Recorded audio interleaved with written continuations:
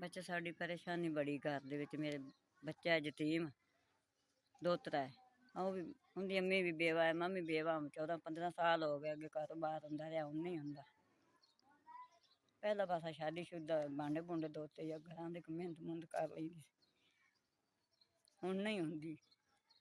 ਬਸ ਮਸਲਾ ਇਹ ਹੀ ਪੁੱਤਰ, ਅੱਲਾਹ ताला कोई इमदाद दे दे मैनू, कोई मेरे को चार दे बच्चों ने आसानी हो जाती।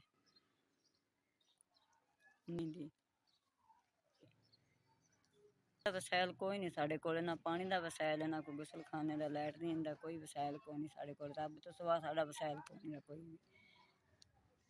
या भैन भरा दा तावन करते सी, गरीब बंदे हैं। लावे दुआ ही दें इंशाअल्लाह, वरती रखा दे, दुआवां दित्ती रखा दे।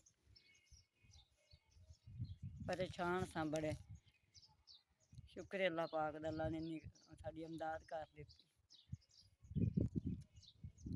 सीमट सूमट ले आवांगे या कोई तार मिल गया सूदा ले आवांगे, घर का आटा दाना घ्यो घू लैना, जरा वो लैना। कमाने वाला कोई नहीं पुत्तर, मेरा निक्का जा दोतरा है, पढ़दा, यतीम हैगा। धी भी मेरी बेवा है, आप भी मैं बेवा। अगे तो मैं घर में काम कुम कर लेंदी सा, मेरे को नहीं आता। मेरी बात में कुछ कमजोरी हुई खड़ी है।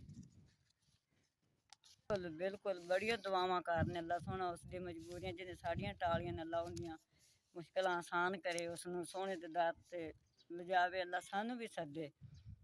बड़ा सोहना उसने किया, साड़ी इमदाद करती। अल्लाह ताला उसनूं ज्यादा देवे, घना देवे, रख रख ते बोलता फिरे, उसने जवानियां माणे।